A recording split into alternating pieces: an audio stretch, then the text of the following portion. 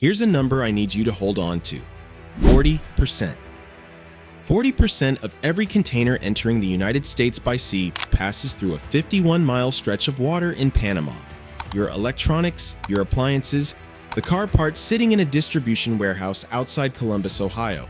Every one of them flows through a single choke point in Central America, and right now, that choke point is in serious trouble. But this video is not about the Panama Canal. It's about the $8 billion infrastructure project that's quietly positioning itself to take its place and hand control of the American supply chain to a government that Washington has spent years trying to negotiate against.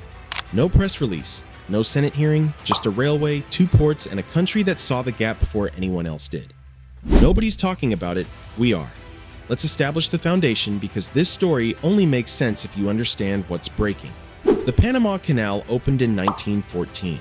For over 100 years, it has been the central artery of global trade, connecting the Atlantic and the Pacific, cutting off thousands of miles that ships would otherwise spend navigating around the southern tip of South America. The construction was brutal: mountains of dynamite, nearly 6,000 deaths, an engineering project so extreme that it's genuinely difficult to comprehend it was built without GPS, without satellite logistics, and without modern earth-moving equipment. And yet it worked. It worked so well that the entire architecture of global trade was rebuilt around the assumption that it would keep working forever.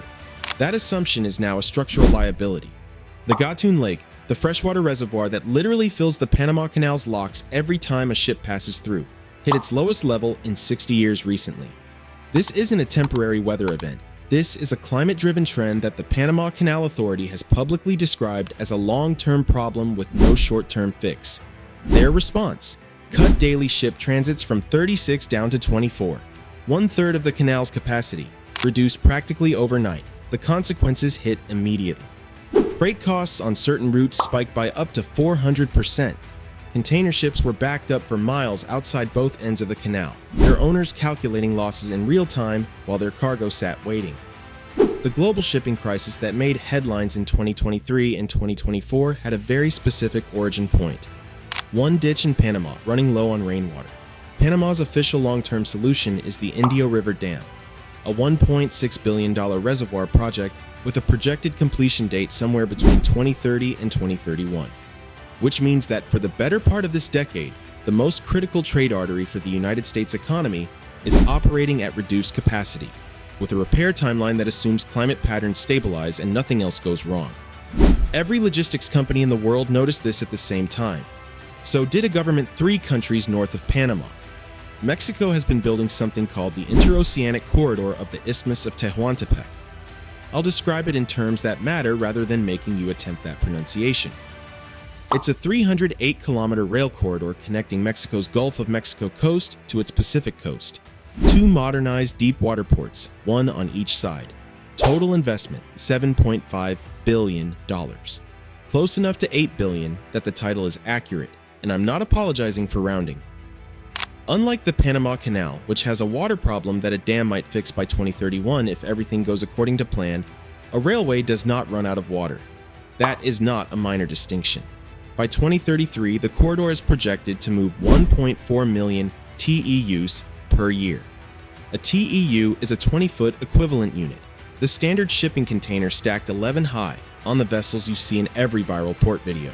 1.4 million of them annually, crossing Mexico instead of Panama. Here's what that volume actually means. This is not Mexican domestic cargo. This corridor is designed as a trans-Pacific transit route.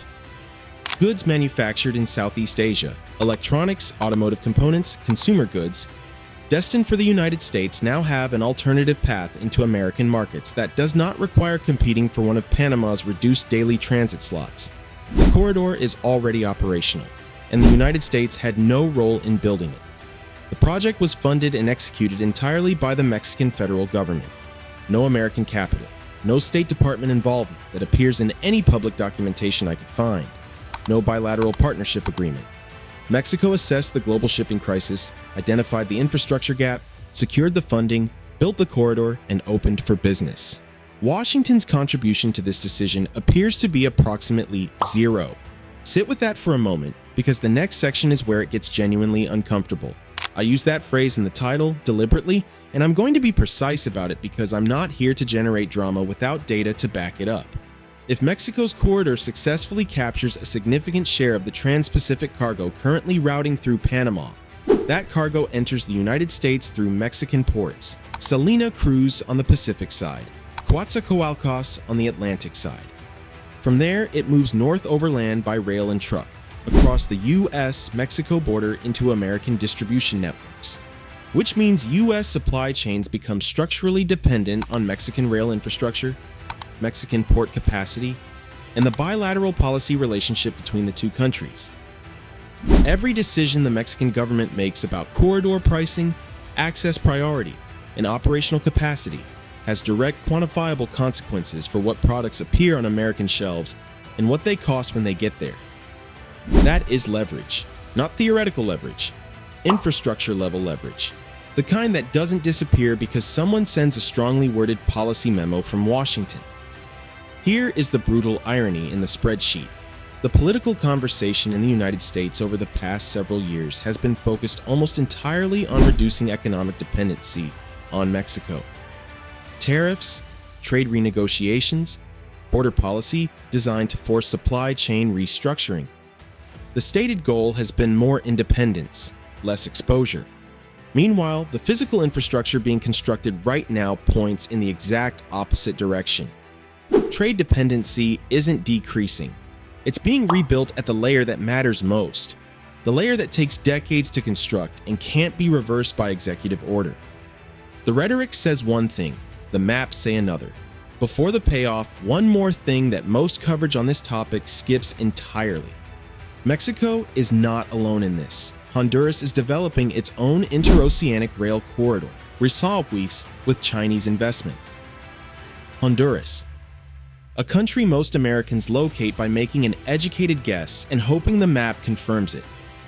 China-backed broad trade infrastructure with a direct corridor into the U.S. supply chain, in a country that rarely makes the news for anything other than migration statistics. The Northwest Passage, the Arctic shipping route that was commercially impossible for most of maritime history because of ice, is becoming viable. Climate change is extending the navigable season, and commercial shipping analysts are already building models for Arctic routing as a future alternative to Panama for certain trans-Pacific lanes. That's not a conspiracy theory. That's a projection in shipping industry research published in the last 2 years. And here is Panama's financial situation as of 2024, just so the picture is complete. $4.99 billion in revenue, $3.45 billion in net profit, growth of 8% year over year. The supposedly dying infrastructure earned more money last year than most countries' entire logistics budgets. The crisis isn't killing the Panama Canal financially. It's creating the conditions for every surrounding country to position for what comes after the canal's dominance ends. The trade geography of the Western Hemisphere is in active reconfiguration. Multiple governments, multiple billions, multiple competing strategies. Every major player in the region appears to have a plan. The United States is not visibly leading any of these conversations. Here is what the spreadsheet actually says. The infrastructure that determines what you pay for imported goods, how stable your supply chains are, and which countries hold economic leverage over the American economy. None of it is being designed in Washington right now. It's being designed in Mexico City, in Beijing, in the Panama Canal Authority boardroom. The $8 billion corridor doesn't exist in a vacuum. It exists as a direct response to American infrastructure dependency. And it was built by a government that understood the strategic moment before most Americans even knew the moment existed. By the time the Indio River Dam comes online and Panama restores full capacity, Mexico's corridor will have a multi-year operational head start and more than 1 million containers per year worth of established routing relationships. Those logistics contracts don't unwind because Washington decides to renegotiate a trade agreement. This is what geography as economic power actually looks like. Not borders, not flags, not press conferences. It looks like 308 kilometers of upgraded railway, 2 deep water ports, and a $7.5 billion investment made quietly while everyone else was arguing about something else.